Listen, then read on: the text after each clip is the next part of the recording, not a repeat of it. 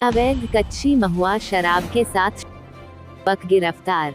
अवैध शराब एवं कच्ची महुआ शराब की बिक्री करने की कार्यवाही हेतु दिशा निर्देश पर थाना क्षेत्र के मुखबिरों को तैनात करते हुए दिनांक 23 अगस्त 2022 को पेट्रोलिंग के दौरान मोबाइल द्वारा सूचना मिला कि ग्राम सबरिया डेरा का लक्ष्मी गोंड उर्फ छोटू उम्र करीबन 18 से 20 वर्ष का महुआ मदिरा बिक्री कर रहा है।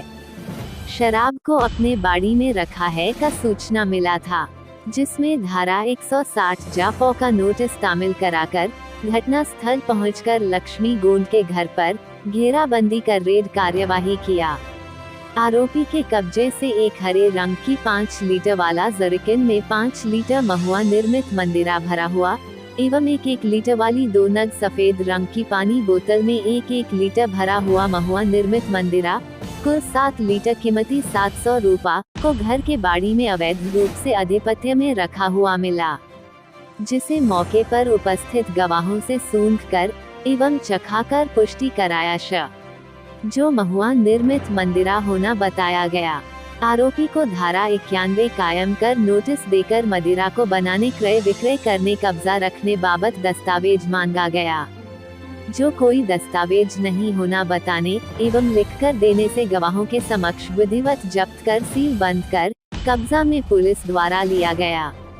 आरोपी लक्ष्मी उर्फ छोटू गोड़ के विरुद्ध अपराध धारा घटित कर न पाए जाने से विधिवत गिरफ्तार कर न्यायिक रिमांड पर भेजा गया है।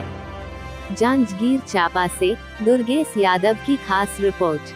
छत्तीसगढ़ के तमाम खबर व अपने शहर जिले और आसपास की सभी लोकल खबर से हमेशा अपडेट पाने के लिए अभी हमारे बस्तर न्यूज यूट्यूब चैनल को जरूर सब्सक्राइब कीजिए। दिनांक 23/8/22 को मुखबिर के जरिए सूचना मिली कि सबरिया